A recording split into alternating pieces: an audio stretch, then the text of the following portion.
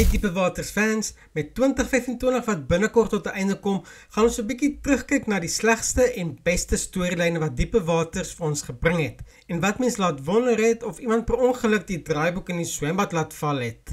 Insluitende Bianca se moord en Sanet wat weer diep in die bottel gekyk het en soveel meer. Dis Jacques van TV Praatjies en ek gaan so 'n bietjie delf en kyk na Diepe Waters 2025 se swakste en beste storielyne en ek gaan hulle rangskik van flou tot regtig lagwekkend. Maar voor ons begin, druk asseblief daai intekenknoppie as jy TV Praatjies nog nie volg nie. Kom ons duik sommer dadelik in. Kom ons begin by nommer 1. Die eerste aaklige storielyn vir my is beslis Arno en Carla se blits weer ontmoeting en troue. As mens dink wat Lucas en Carla alles deur is om by mekaar te kom. Sy vrees om weer in die water te kom, Lucas wat eers skepties was om intiem te raak, maar hulle wat saam deur al die struikelblokke gewerk het, dan voel hierdie Arno storie net te maklik. Ja, Arno was Carla se eerste liefde, maar daar het eenvoudig net te veel gebeur. Na die laaste verslawingsstorielyn het sy hom finaal uit haar lewe gesny. Ek verstaan akteurs kom en gaan en dat Caleb Swanepoel die sepie verlaat het, maar in my opinie moes Carlo en Arno se verhouding baie stadiger weer opgebou gewees het. Wat ons gekry het, was 'n verloving en troue wat net absurd vinnig was. Ek was glad nie 'n fan van hierdie storielyn nie. Tweede op die lys van aakligste storielyne is Sanet se terugval in die bottel. Ek besef verslawing is 'n belangrike tema, maar sepies leun soms te swaar daarop.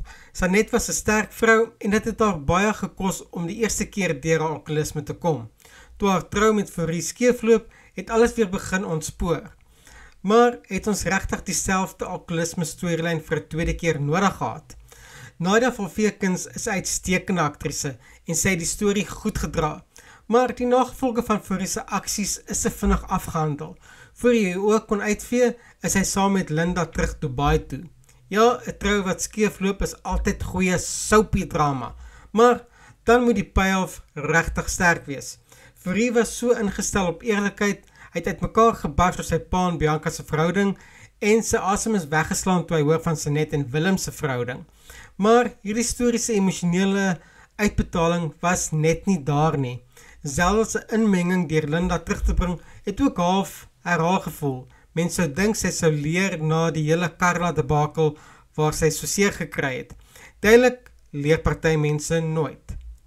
Derde op my swaklys is Bianca se moord. Van begin tot einde was dit morsig en onderontwikkel en dit kon soveel beter gewees het. Hulle het vroeg al laat deurskemer dat Bianca gaan sterf. Vir my was dit 'n fout. In episode 1 van seisoen 1 het dieselfde triek gewerk, maar ons het nie geweet wie in die swembad lê nie en eers later gesien dis Gys. Met Bianca het hulle haar dood gespoil en ons het van vooraf geweet sy gaan die ewigheid ingestuur word. En baie kykers het net gesit en wag vir daai oomblik. Die boustene vir 'n briljante storie was daar, maar die uitvoering was 'n flop.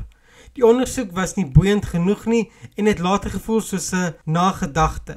Selfs die onthulling van wie die moordenaar is, was flou. Hierdie kon die beste storie van 2025 gewees het. Kykers het daarvan gehou om Bianca te haat en haar ondergang was iets waarna baie uitgesien het. As ek die storie sou skryf, sou ek die toneel waar Henry haar lijk in die swembad opblaasbal gekry het, heeltemal geskrap het.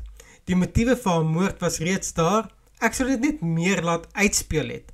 Ek sou byvoorbeeld 'n konfrontasie geskep het waar die moordenaar vir Bianca in 'n hoek druk, dinge raak intens en woeps, sy word van kant gemaak.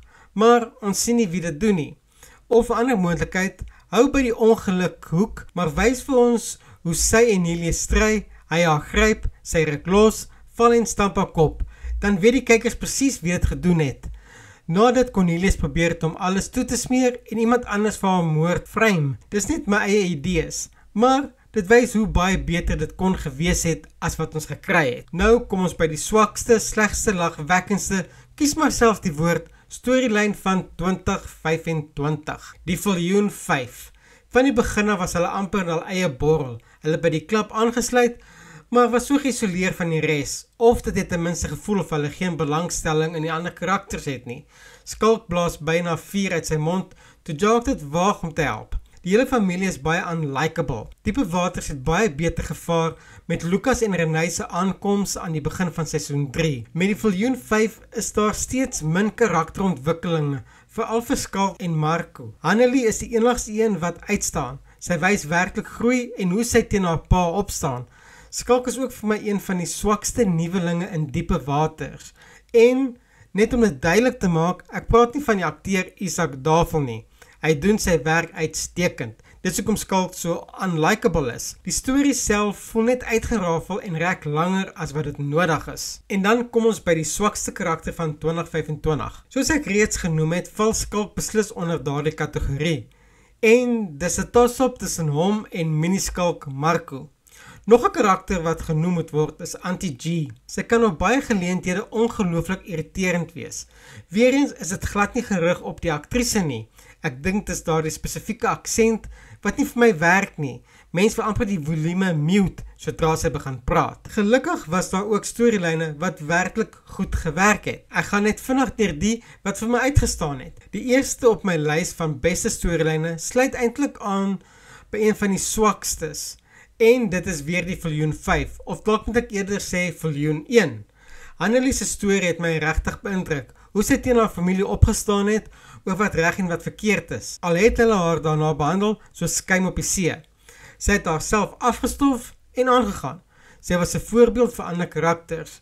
Iemand wat op haar eie 2 voete kon staan en ek is bly sy het. My topkeuse vir die beste storielyn is Pam en Siseko se troue. Ja, dit was 'n vinnige ja-woord vraag, maar in hierdie geval het dit gewerk. Die kultuurverskille en hoe Pam dit hanteer het was vir my heerlik om te kyk. Die trou was smaakvol en Pam het fantasties gelyk.